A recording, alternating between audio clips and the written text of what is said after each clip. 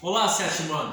Nessa semana a gente vai aprender, sobre a nossa região sul e algumas características físicas dessa região, características físicas e naturais. Então, vem comigo para a gente aprender mais sobre a nossa região, uma das regiões mais diferentes que temos no nosso país.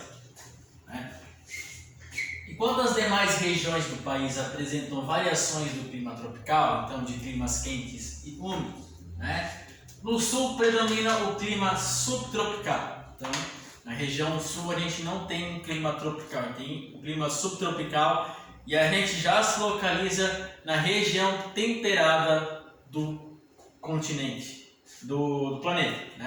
Sendo assim, a região sul apresenta em sua maior área, a maior parte, o clima subtropical e está na sua maior parte na região temperada.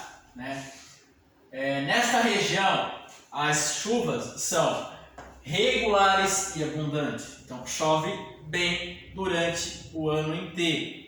Abundante porque chove bem, porque chove em grandes quantidades. E irregular porque chove todos os meses do ano, chove bem no nosso estado, na nossa região, nos nossos 3 estados da região sul.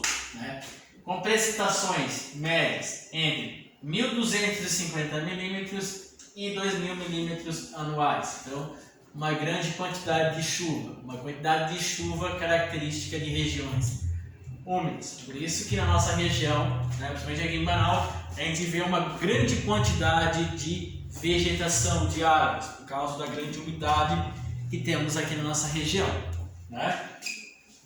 A variação sazonal de luminosidade constitui um dos principais aspectos das paisagens naturais sulistas. Sazonal significa o quê? A luminosidade na região sul é diferente em determinadas épocas do ano.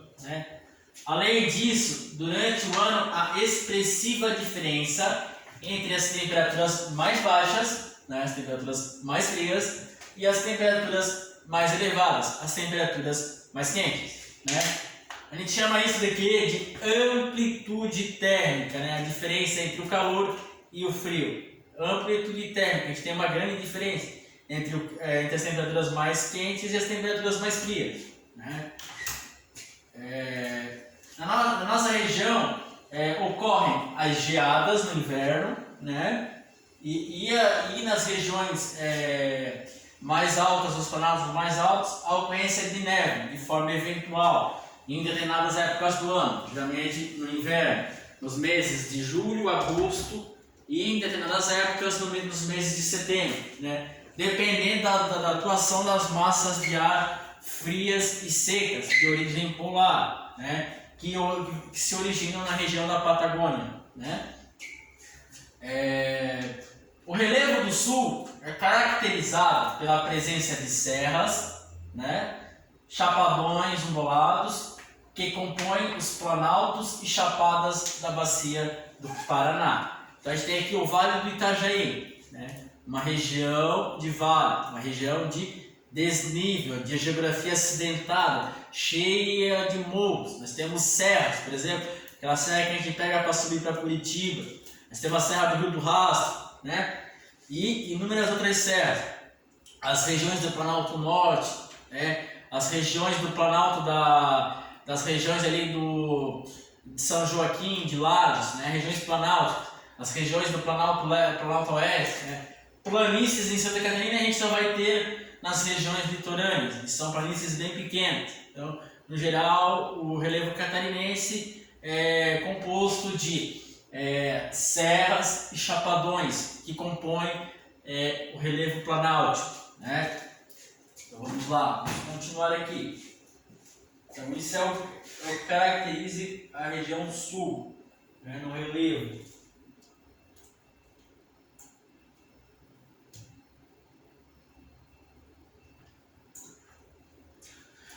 Na porção oriental da divisa do Rio Grande do Sul e Santa Catarina se destacam os paredões verticais. Então a gente tem horizontal, vertical, né? Então, paredões verticais, grandes paredões, grandes alturas em forma de parede. Nós temos, por exemplo, os canyons do Itabé e Imbezinho, na região que divide o estado de Santa Catarina do Rio Grande do Sul, né? Aqueles canyons, esses são os paredões que eles estão falando, né? Alguns problemas ambientais afetam a região sul, né? Como os deslizamentos de terra, de encostas em Santa Catarina, e as inundações no Vale do Itajaí e ao longo do Rio Iguaçu. Beleza, nós temos os deslizamentos de terra, as movimentações de massa e as quedas de encostas, muito comuns em Santa Catarina, né? Por quê? Por que isso? No Paraná também, por quê? Porque a Santa Catarina é uma região que apresenta muitos vales e serras, né? E os vales e serras, né, eles são regiões que sofrem a atuação do desgaste do relevo, né, da erosão. Então é muito comum nas regiões de vales os deslizamentos de terra, né, porque isso acontece de alguma forma natural. Então, em 2008, quando nós tivemos uma enchente, foi a maior parte dos deslizamentos de terra ocorreu de forma natural, por causa da grande quantidade de chuva saturando o solo e deslizando eles, né? E algumas regiões onde houve atuação humana, esses deslizamentos foram agravados, né?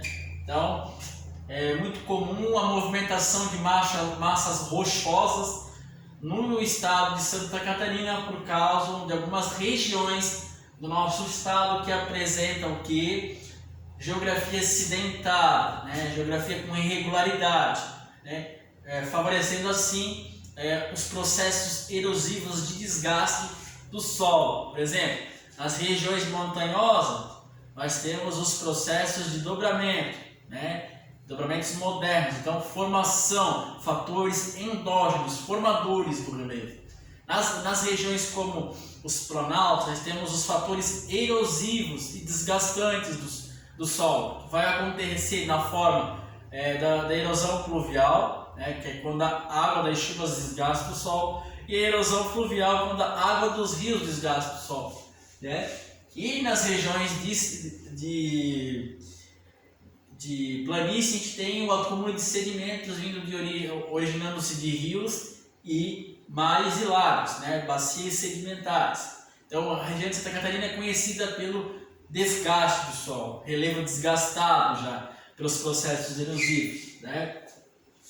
Os vendavais frequentes em determinadas áreas, o risco de arenização na campanha gaúcha e os processos erosivos em trechos do noroeste do Paraná. Então a região sul é conhecida pelos vendavais, né? A gente teve em 2015 um tornado que passou pela cidade de Xanxerê, né? Um tornado categoria 2 com ventos de até 330 km por hora, que ocasionaram muitos estragos na região de Xanxerê. Nós tivemos também o ciclone bomba esse ano, que ocasionou estragos pelo estado de Santa Catarina inteiro, né? Todos os anos nós temos ocorrência de tornados, tanto no Paraná, quanto em Santa Catarina, quanto no Rio Grande do Sul. A região sul do Brasil e parte da Argentina, do Paraguai, é uma das regiões mais conhecidas pela ocorrência de tornados no mundo, né? Por causa do encontro de massas de ar que a gente tem na nossa região, massas de ar úmidas e quentes, com massas de ar frias e secas. Esse choque acaba ocorrendo esses fenômenos naturais, né? Então o vento é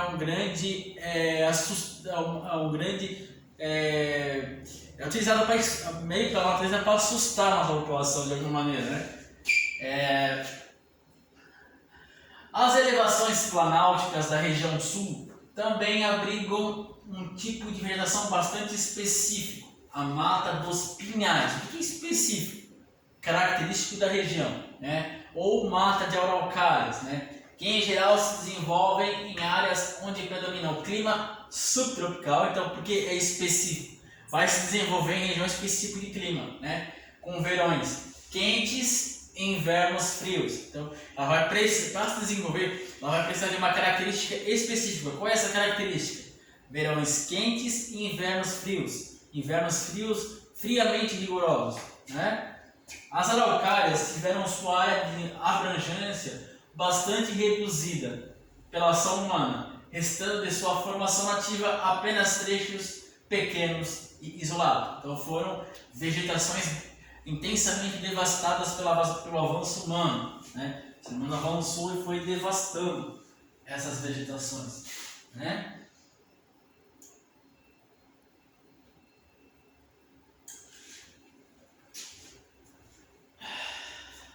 A Mata Atlântica, que originalmente cobria boa parte da região sul, hoje se encontra quase totalmente devastada. Então, foi devastada pela ação humana.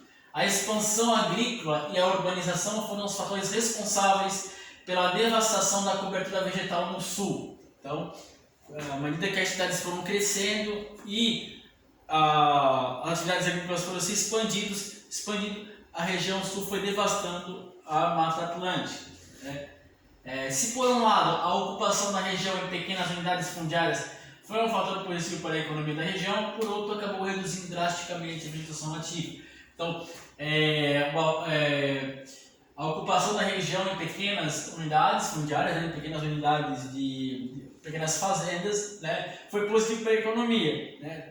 Acabou tornando o acesso às terras mais igualitário, mas no contexto natural acabou afetando a vegetação. Os rios da região são aproveitados para navegação, né? Então são hidrovias, né? Regiões onde os barcos e navios trafegam, né? Irrigação, então essa água é utilizada para irrigação na agricultura, né?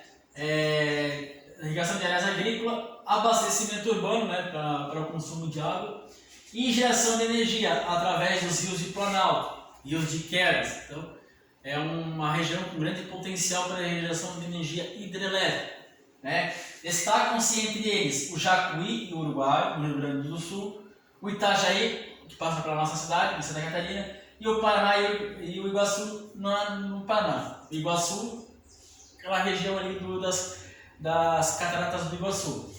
Utilizado como via de navegação desde o início da colonização da América, atualmente o Rio Paraná tem um importante papel na integração dos países sul-americanos, porque passa por muitos estados desses países e faz a divisa e o limite de muitos países da região sul, acabando influenciando positivamente e economicamente esses países, né? No abastecimento de água e na geração de energia.